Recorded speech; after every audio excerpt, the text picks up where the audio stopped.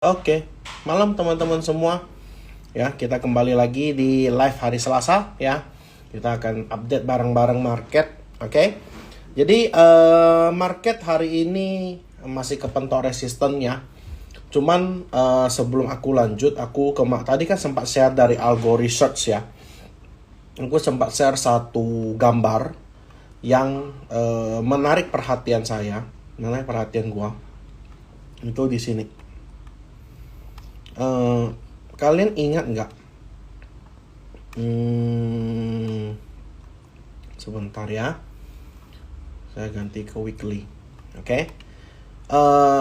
Ini menarik perhatian saya di mana sebelum terjadi COVID ya, koreksi IHSG, koreksi dalam, IHSG juga membentuk pola yang mirip. Oke, pola yang mirip di mana kalau kita ngelihat ya, di sini dia ngebase, oke, kelihatan nggak sih? Ya, semoga kelihatan. Di sini dia ngebase. Nah, aku suka dengan Algo Research karena mereka itu suka memberikan satu research yang cukup masuk akal ya, history repeat itself ya. Nah, ini ada satu masa ketika dia sideways, kemudian harganya naik ya, kemudian dia bergerak turun dan dia tidak bisa bikin new high. Sama seperti kondisi ketika IHSG saat ini ya, dimana ketika harganya naik, dia tidak bisa bikin new high, oke, dan ada sempat false break turun ke dalam masa konsolidasinya. Nah, apakah ini menjadi satu pertanda apakah IHSG bisa terkoreksi dalam atau enggak? Kita tidak pernah tahu. Oke. Yang aku notes dari postingan tersebut adalah pada masa itu berbeda ketika pada masa kini ya. Nah, sekarang itu kan tensi dari perang itu masih tinggi, kemudian harga komoditas masih tinggi. Oke. Nah, ketika kena COVID pada waktu itu, ini butuh waktu sekitar sampai akhir tahun. Ini pun dia akan balik ke atas gitu loh. Nah, sama seperti dengan IHSG ya. Nah, kalau kita berkaca dari, kita bahas IHSG secara ini ya. Nah, kita ngelihat bahwa IHSG di 2020 sempat turun dalam. Begitu juga di 2015. Oke. Yang terjadi juga sama di 2013. Dimana kalau aku ngelihat ini kayaknya ada siklus yang terjadi di market dan ada potensi terjadi lagi. Oke, saya tidak menyebar fear, hanya saja dari postingan tadi kita bisa menilai bahwa sebenarnya apakah bisa terdapat harga diskon lagi atau enggak. Nah, seperti itu ya. Nah, jadi IHSG ini memang lagi di resisten banget, dan di 7.360-an memang sulit untuk di break dari kemarin, dan dia bergerak sideways aja. Nah, sama seperti ketika di 2018-2019, ketika di harga 6.650 juga tidak bisa di break.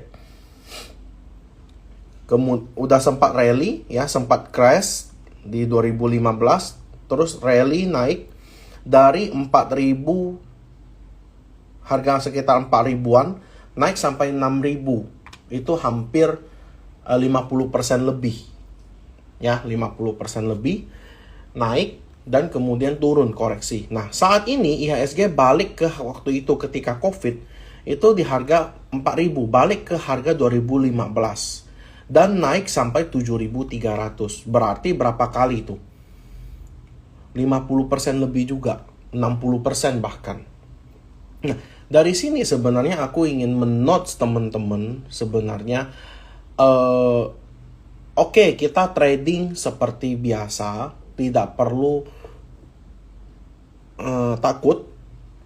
Karena ketika ada volatilitas seperti itu, itulah chance kita untuk trading sebenarnya. Ya, chance kita untuk masuk. Nah, IHSG udah sideways seperti di atas ini. Nah, apa yang perlu kita lakukan? Yang pertama adalah yang perlu kita perhatiin, ya jelas kita punya area exit entry, kita mesti menyesuaikan. Benar nggak? Nah, kalau kita nggak bisa menyesuaikan area entry dan exit kita, nah itu yang menjadi masalah. Gitu loh. Nah, jadi kalau kita balik ke daily, ya, memang IHSG saat ini berada di resisten dan ada potensi untuk koreksi. Ya, ada potensi untuk koreksi dan view saya masih sama. Ini ada potensi dia koreksi ke bawah. Ya. View bagusnya ya dia mantul. Oke. Retest lagi ke 7.300. Tapi kalau ternyata dia nggak mampu, maka ada potensi dia untuk jebol. Turun ke arah bawah. Ya, baru mantul balik naik ke atas. Nah, ini ada dua skenario yang aku gambarin. Gitu loh. Nah, untuk 2025 kita lihat secara outlook, ya kita nggak bisa lihat dulu karena kan pertama ya kemarin ada tensi bahwa Biden itu turun, tidak jadi mencalonkan presiden. Itu pertama. Yang kedua, Trump itu ditembak. Habis itu Biden tidak jadi naik menjadi presiden, tidak jadi mencalonkan presiden. Oke. Nah, itu membuat harga komoditi, harga gold ya itu pada naik. Ya, harga komoditi, harga gold khususnya. Nah, itu pada naik. Nah, apa yang terjadi dengan IHSG kita? IHSG kita apakah ada katalis? Ya, saat ini kelihatannya memang tidak ada. Oke, yang kita perlu, yang terjadi saat ini adalah ya kita wait and see sampai di bulan Oktober. Apa yang driven IHSG bisa naik? Ya pasti emiten-emiten dari Om Pepe. Ya, kemarin brandnya naik sampai ke atas. Kemudian brandnya koreksi. Oke? Nah, ini yang menjadi tensi. Makanya hari ini kenapa tech pada naik semua? Ya kan? Nah, kalau kita berkaca, kita ngelihat memang dari Gotoh memang ada hari ini spike volume. Ya, tapi kalau pertanyaannya apakah saya akan beli Gotoh? Kalau jawaban saya jelas saya belum. Ya, jelas jawaban saya belum. Kenapa? Karena ya memang emiten yang baru bangun dari 50 saya jarang entry. Ya, seperti itu. Nah, yang perlu kita perhatiin ya emiten-emiten yang berkorelasi dengan Gotoh. Contoh. Nah, ini kita gambar sedikit Gotoh. Ini kan kena trendline ya. Oke. Nah, apa yang berkorelasi dengan Gotoh? Ya jelas ada Arto. Oke. Nah, sekarang pertanyaannya, Arto apakah boleh masuk atau enggak? Jawaban saya as simple as ini di resisten ya. Dia pasti dalam fase downtrend. Kelihatan nggak sih downtrendnya? Atau enggak aku tebelin deh.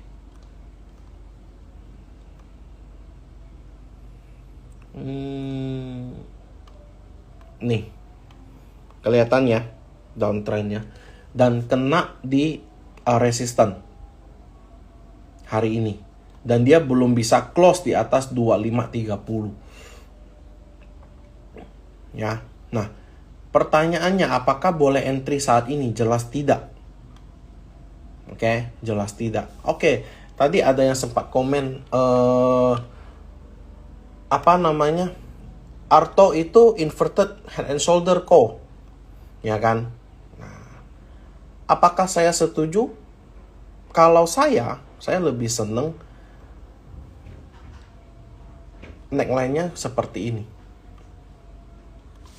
2450 sampai 2530. Saat ini lagi di neckline. Apakah ini inverted head and shoulder? Oke. Jawaban saya kelihatannya mirip. Oke, kelihatannya mirip. Tapi kalau kita gambarkan secara neckline,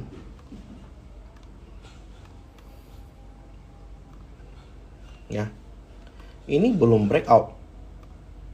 Pertama, begini kan? Nah, ya, jawabannya ya dia belum breakout. Pertanyaannya apakah bisa breakout atau enggak? Ya kembali lagi ke besok, gimana keputusan dari pasarnya. Apakah ini boleh breakout atau enggak? Gitu loh.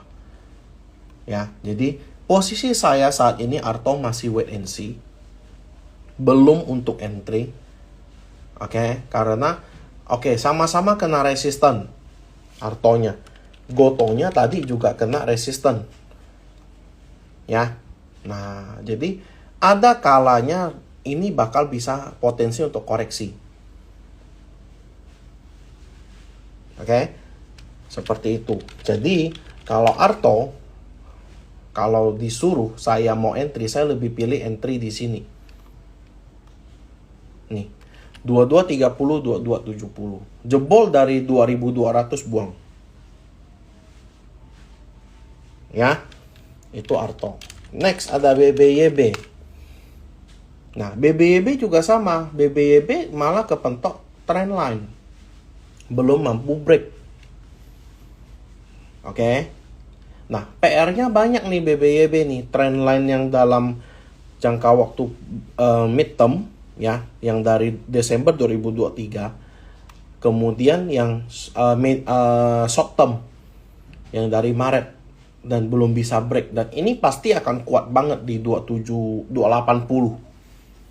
Kalau dia bisa break 280 dengan volume yang gede, itu baru menarik. Ya, nah di lain sisi, apakah emiten lain nggak ada yang menarik? Jelas ada. Ya, pertama yang boleh kita lihat adalah Tower. Tower itu JOC Sudirman sudah masuk ya sekitar area ini 700-an. Nah, hari ini kepentok resisten. Pertanyaannya apakah masih boleh entry? Ya, selama dia masih kejaga di 770 dan tidak close di bawah 770, it's okay. Ya, itu okay, tidak ada masalah.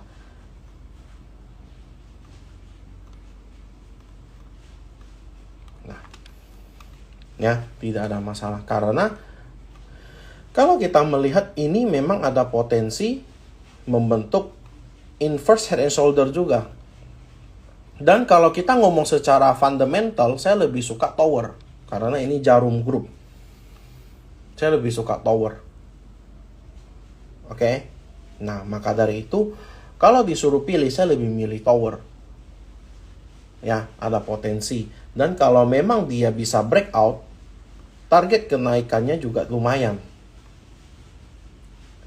Bisa ke 980. Ya, kalau breakout. Nah, yang paling kita jaga ya 770. Ya, cut loss di 755 udah. Entry lagi kalau memang dia ada kesempatan entry lagi di 750 sampai 735. Ini adalah last supportnya. Oke? Itu Tower. Next ada Telkom. Kita masuk ke telco sektor dulu. Nah, Telkom ini juga menarik. Kenapa? Karena ya dia sideways tapi dalam uptrend channel. Oke? Nah, dia berhasil mantul dan hari ini hammer. Nah, I believe sebenarnya Telkom ini ada potensi untuk menguat. Ya. target saya masih sama di gap, dan kalau ternyata gap ini bisa break, dia ada potensi ke MA200 di 3.500-an.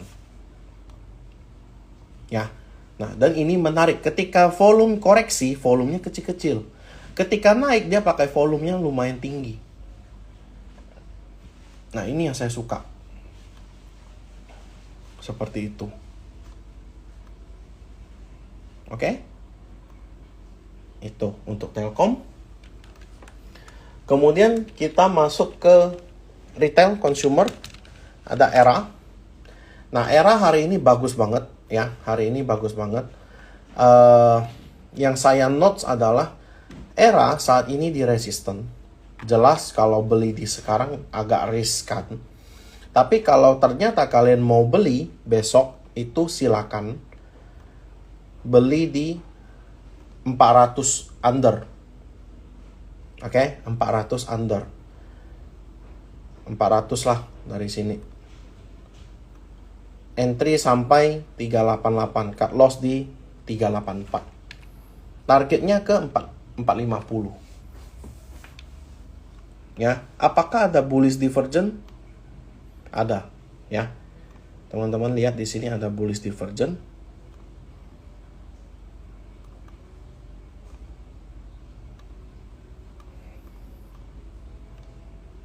Oke. Targetnya ke 428.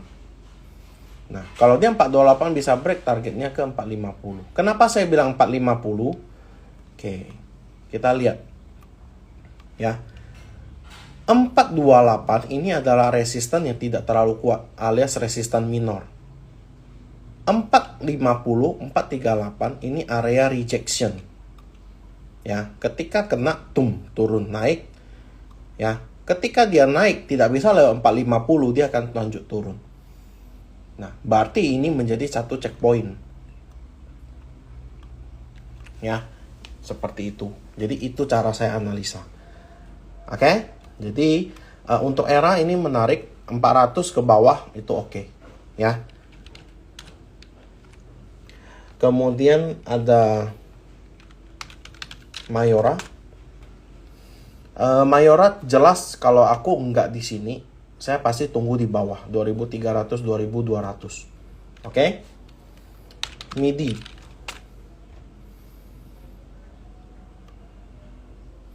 MIDI ini adalah saham yang oke menurut saya.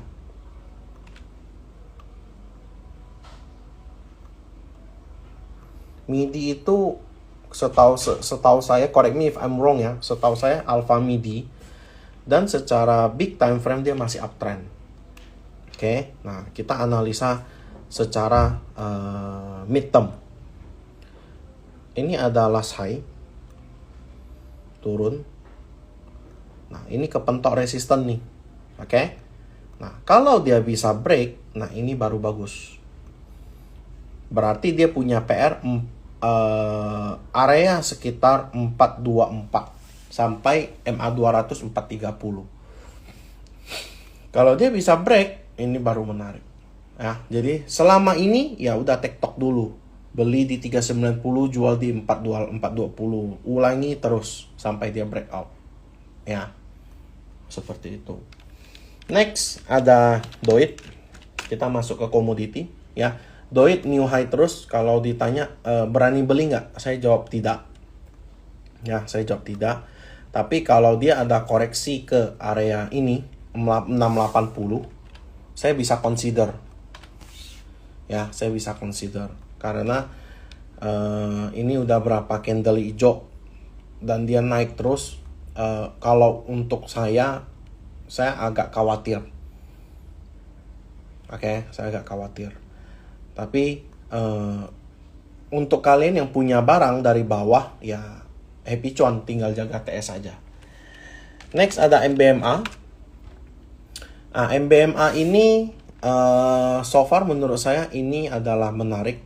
Ya, ini kan plan yang dari minggu lalu. Ya, ini gagal. Kenapa? Karena kena stop loss. Ya, ini jelas hari Senin kemarin kena stop loss. Tapi di plan yang tanggal 9 Juli ini masih oke. Ya. Ini tanggal 9 Juli ini masih oke, sorry. Nah, di tanggal 9 Juli ini masih oke dan dia hanya bergerak sideways.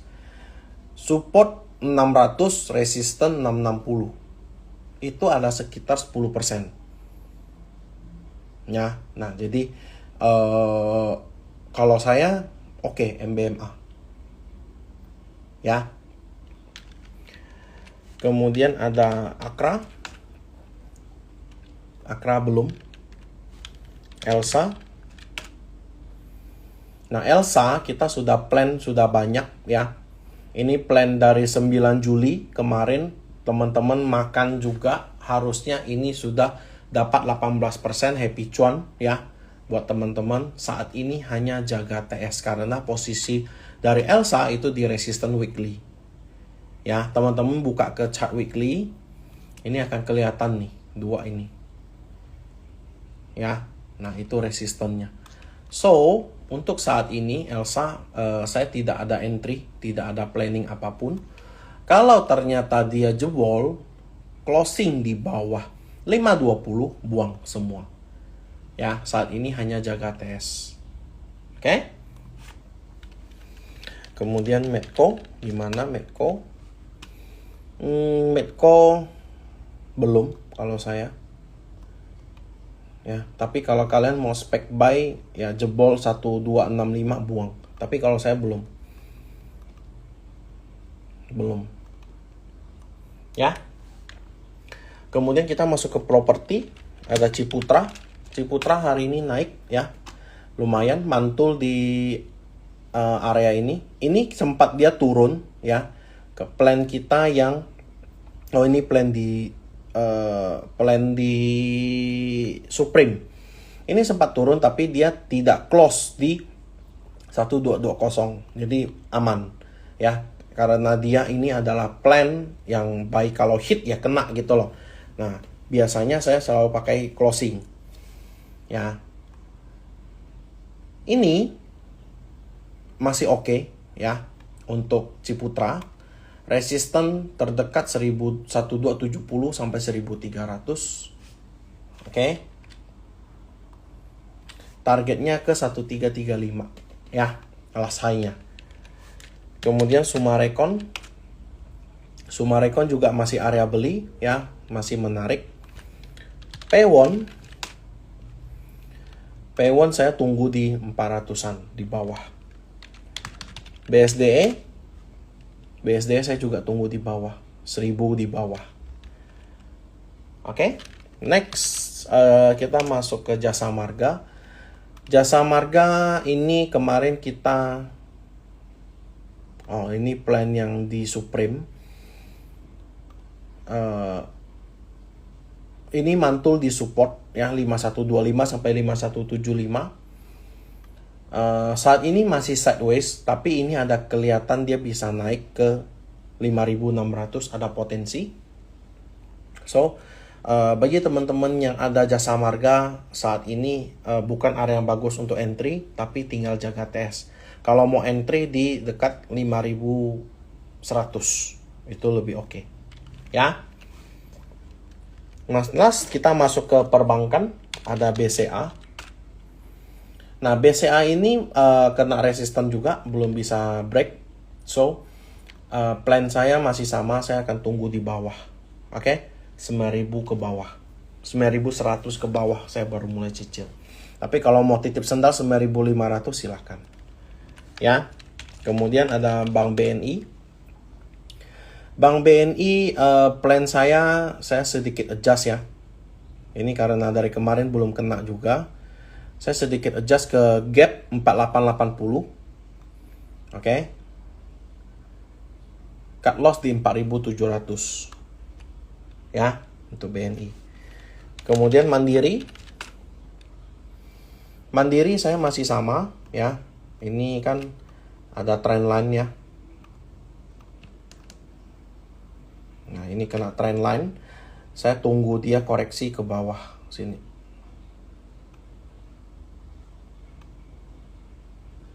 Ya, 6.200 ke bawah. Kemudian ada BRI. BRI juga sama ya. As I said, ini masih akan ada potensi koreksi. Kalau teman-teman kemarin sempat dapat beli di sini ya, tidak apa, tidak masalah. Spare ke 4.500 under. Oke. Itu BRI. Breeze ini saya masih tunggu di 2.300. Ya, saat ini masih di resisten, belum menarik. Oke. Last ada Japfa ya. Japfa kita udah sempat dapat ini plan Selasa kemarin. Ini sudah sempat dapat, kita tinggal jaga TS ya. Cepin is the same ya, sama aja. Jadi so menurut aku Cepin masih oke ya. Cepin masih oke. Kalau mau entry ya silakan 5.400 spare sampai 5.200. Oke? That's it. Ada yang mau ditanyain?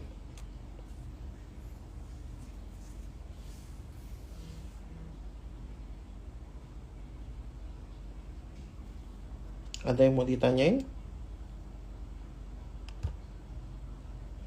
Agro.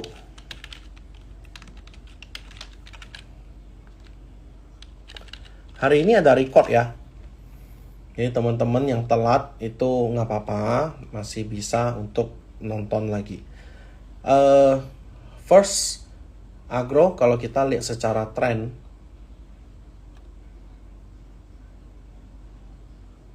ini masih downtrend ya. Dan dia kena ke trend lainnya. Kelihatan ya. Kena ke trend lainnya. Dan so far menurut saya ini belum menarik. Satu, dia kena trend line. Kedua, dia kena support resisten klasik 244 sampai 252. Ya. Jadi belum menarik bagi saya. Oke, Telkom, aku tadi sudah bahas Telkom di awal. MDKA menarik ya. Ini masih tektok-tektok aja. 2.300 sampai 2.500 ya.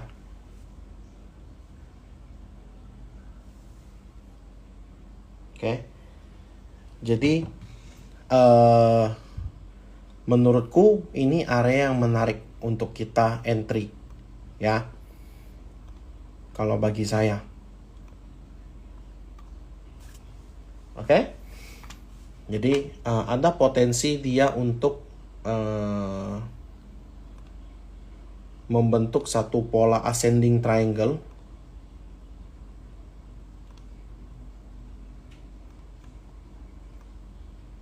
Ya. Nah, kalau dia bisa break, ini kan MA, kalian lihat ya.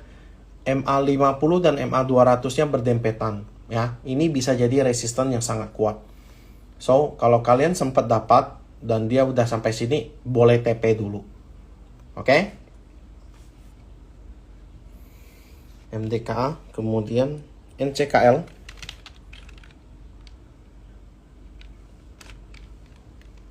NCKL aku nggak terlalu suka ya. Pertama dia pergerakannya ini masih turun. Oke, pergerakannya ini masih turun. Memang volumenya udah mengecil, tapi saya akan tunggu 2-3 hari atau sampai hari Jumat. Saya akan melihat apakah dia akan terjaga di 915 atau enggak. Ya, 915, 910, oke? Nah, ini yang saya jaga. Nah, ini ada satu trend line juga. Kalian tinggal jaga ini, ya. Nah, ini area yang pas 915. Jebol dari ini, buang. Oke? Kalau kalian mau spekulasi. Goto udah belum? Udah. Goto sampai saat ini belum untuk entry. Ya, karena di resisten. Tolong Gosko kok. Gosko terlalu tipis ya. Maaf ya. MTEK juga sama. MTEK itu support saat ini 414, 426. Resisten 450, 462 ya. Saat ini masih sideways, oke? Saat ini masih sideways, jadi teman-teman manfaatin untuk tektok aja, oke? Itu untuk MTEK. SCMA-nya gimana? Oke, nah SCMA-nya juga sama, ini masih sideways. Jadi teman-teman bisa trading, beli di 140, cut loss di 137 ya. 140, jual di 148. Udah. Lato aja terus. Oke? MTEK Dede, iya Cici, udah Cici. Excel. Nah, Excel ini kena area beli ya. Kita plan kapan nih? Plan hari Rabu, Kamis tanggal 11 Juli. Ya. Kamis 11 Juli ini kita sempat ada plan. Sudah mantul ya, tinggal jaga TS. Ini ada resisten di MA200 2260, MA50 2290. Ya. Nah, ini tinggal jaga TS saja. TLKM udah. Adro goal saya itu cuma sampai ke gap 3300 nih, gap di sini. Gap yang 3 Januari. Oke. Kalau saya lebih milih tunggu di 2970 sampai 2920. Cut loss di 2860. Ya, jadi saya masih tunggu dia untuk koreksi. Seperti itu. IHSPP itu apa? ASA. IHSPP itu apa? ASA.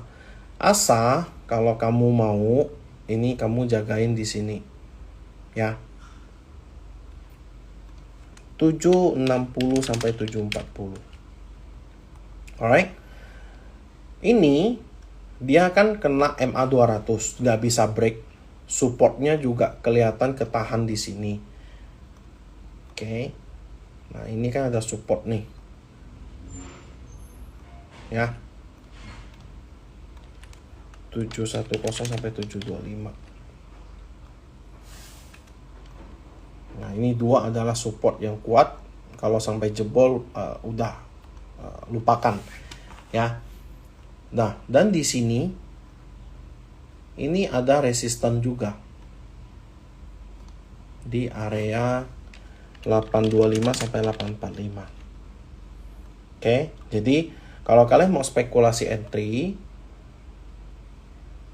760 sampai 740, ingat small aja, kecil aja, cut loss di 730.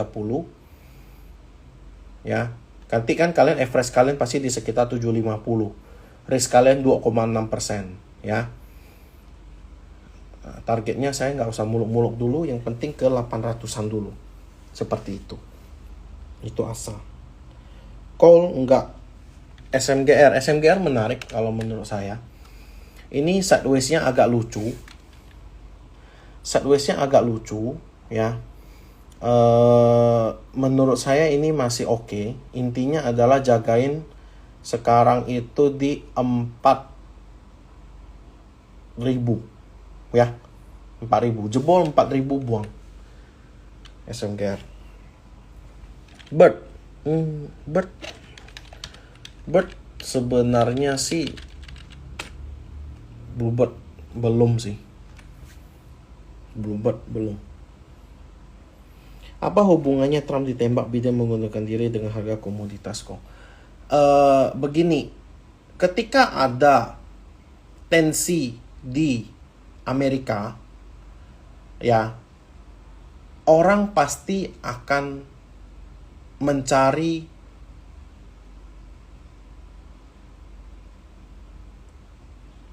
instrumen investasi yang aman. Itu dulu, ya. Ketika ada insiden di penembakan, ada insiden apa lain sebagainya, ya, membuat orang kekhawatiran, ada khawatir, gitu loh. Ketika orang-orang investor itu khawatir dan instrumen investasi berupa saham itu adalah yang high risk, maka orang akan cenderung membeli ke instrumen investasi yang aman, di mana menurut para investor ya, yang aman ya pasti beli emas gitu loh, ataupun beli bonds, itu aman. Nah, pertanyaannya adalah apakah ini akan bersifat jangka panjang atau hanya sementara? Kalau menurut saya hanya sementara. Oke, kecuali ada efek iklim, cuaca yang membuat komoditas ini itu menjadi dibutuhkan, seperti coal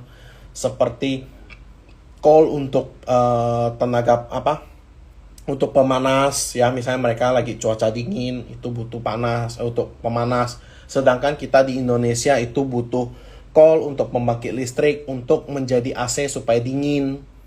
Ya, itu kan sebenarnya iklim yang kita tidak tahu gitu loh. Nah, apakah dari iklim itu bisa membuat dia jadi jangka panjang? Kadang tuh ada pemicunya. Ya, kadang tuh ada pemicunya. Makanya komoditi itu kenapa bisa naik, kenapa bisa turun? Karena ada tensi yang terjadi ketika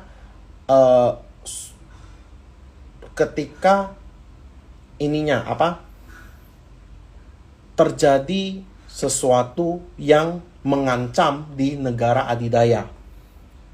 Nah, kita sebagai negara berkembang hanya bisa mengikuti pergerakan mereka. Kita nggak bisa memimpin. That's why kita akan melihat bahwa komoditinya naik. Oke? Nah, maka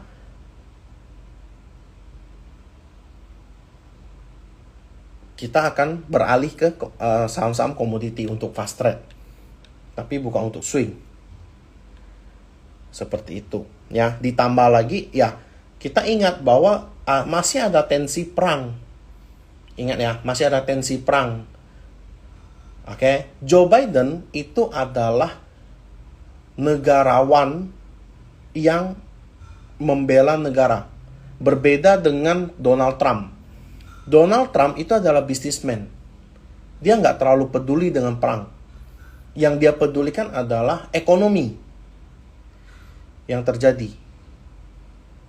Oke? Sehingga kalau bidennya turun, maka tensi perang ini bisa jadi, kalau menurut saya, bisa jadi mulai mereda. Oke? Nah, dan apakah itu bisa menjadi, itu kan hanya asumsi saya. Correct me if I'm wrong. Itu hanya asumsi saya. Nah, kalau misalnya ternyata dari mundurnya Biden, yang naik adalah wakilnya si Harris, itu lihat lagi kebijakannya seperti apa. Apakah bisa atau enggak digantikan seperti itu. Nah, itu biasanya yang menjadi pemicu gitu loh, yang saya perhatiin. MDK Adaro udah. Esa Dede, iya Cici. Esa saya tunggu di 800 ya. 800. Jebol dari 800 saya buang. BRI udah. ASI belum deh ya, ASI belum. UT kemarin saya ketinggalan ya, saya benar-benar ketinggalan. Saya incar entry tapi ternyata nggak dapat, dia langsung melejit ke 25.500, ya sudah saya tinggalin ya. Antam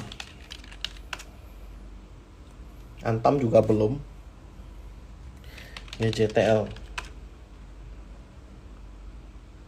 GJTL sebenarnya ini disupport. Ini disupport. Kalau jebol 1100 buang. Tapi kalau tanya saya menarik nggak? Untuk short term mungkin oke. Demas enggak ah. BRPT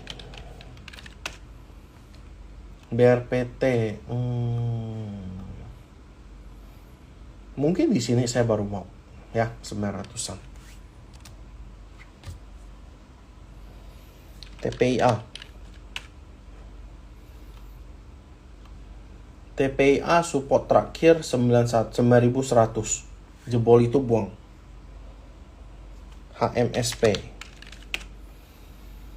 HMSP kita sudah dapat ya, kita sudah dapat di bawah, sudah kena resisten pertama. Saya harap kalian jaga TS. Kalau dia lanjut naik baru ke 800. Oke? Itu HMSP. TINS itu memiliki ini. Ini adalah resisten kuat 9. Sebentar. 960 sampai 985 ya. Ini adalah resisten yang kuat. Kalau ternyata dia jebol, maka ada potensi dia untuk koreksi ke bawah. Oke, itu untuk TINS. Astra udah belum menarik Astra. Eral.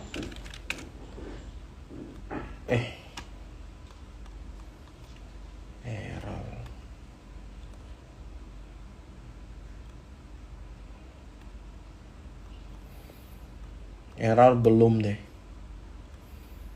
Pertama, ini ada resisten kuat 252 sampai 264. Oke. Aku spek dia turun, bikin solder baru naik. Ya. So, saat ini kalau mau Eral saya lebih milih tunggu di bawah 224 sampai 228. Oke. ITMG kita sempat beli seingat saya ya. Ini di live hari Kamis 4 Juli. Udah sempat naik sampai ke sini ya. 27.000 ya sudah, jaga TS aja. Ini aku nggak mau lagi. Ini ada satu volume buangan yang gede. Ya. Yes, volume buangan. Enggak. ASI udah. Thank you Dedek, sama-sama Cici. Era today volume bagus. Sudah saya bahas. Kamu nonton ulang ya. BRPT udah. Cuan, aku tunggu di ini. Pelit nggak ya? 8.000. Ya, saya udah kasih ini juga alertnya. TIN sudah. ITMG barusan, makasih sama-sama. TIN udah. Telkom aku Miyako besok gap up. Telkom oke, bagus. Akra jelek. Akra enggak deh. Ya, Akra enggak.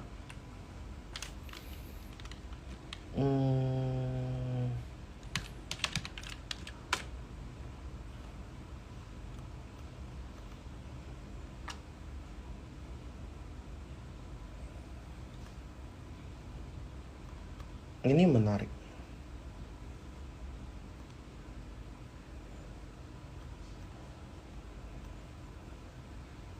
Tapi ini kalau kejadian ya, ada bull diff.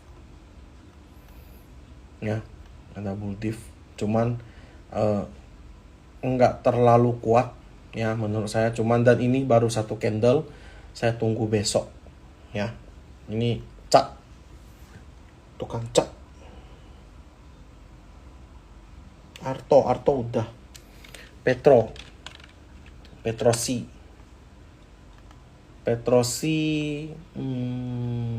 ini 7.900 8.200 ya, ini support terakhir. Bevin belum deh, ini masih downtrend. Cak enggak. Kalau TBIA tuh TBLA enggak deh, jarumnya panjang-panjang. Pani turun dulu ya. Ini udah sampai ya. Saya buang. Saya re-entry lagi di sini. Ya, under 5.000 lagi. Oke? Saham Pewon, saham Power enggak. Pewon tadi saya sudah bahas, kamu nonton ulangannya. Ya. MBMA oke, ya. Ada lagi? Ya, ada pertanyaan 6. Bevin Inco. Inco enggak ya. Inco enggak. Excel udah aku bahas tadi. BBRI juga udah. Kok korelasikan IHSG dengan big caps dong, dan PP stocks yang salah satunya gerak IHSG bear fair. Korelasikan, mau gimana korelasikan? Itu kan sebenarnya tergantung pergerakan dari harga saham itu bergantung dari supply and demand. Ya, kalau ternyata saham itu memang bagus dan supply-nya ada, ya dia bakal naik gitu loh. Tapi kalau ternyata enggak bagus, ya enggak ya. Karena ingat, IHSG kalau nggak salah per tahun lalu ya. Jadi by IHSG itu bukan menilai bobotnya itu bukan dinilai dari market cap lagi pergerakannya, tapi berdasarkan free float. Oke, pertanyaannya free float itu apa? Nah, kita charting aja. Free float adalah ini ya. Free float adalah sebuah perusahaan yang dapat diperdagangkan secara publik di pasar sekunder. Saham float mencakup jumlah saham yang dimiliki oleh publik, pemegang saham minoritas, dan investor institusional. Jadi ada perhitungannya, jumlah saham beredar ya dipegang oleh investor, dipegang oleh insti itu berapa, yaitu yang menggerakkan indeks. Mengapa brandnya itu bisa sampai menggerakkan indeks? Karena ya pasti akan ada korelasi kita pegang dengan institusi yang pegang, seperti itu.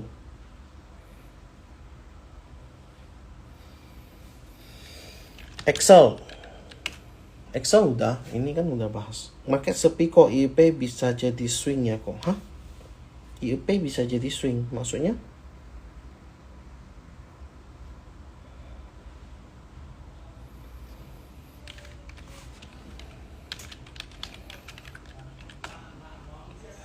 Ultra Jaya saya lebih tunggu di bawah sini, 1800 ke bawah.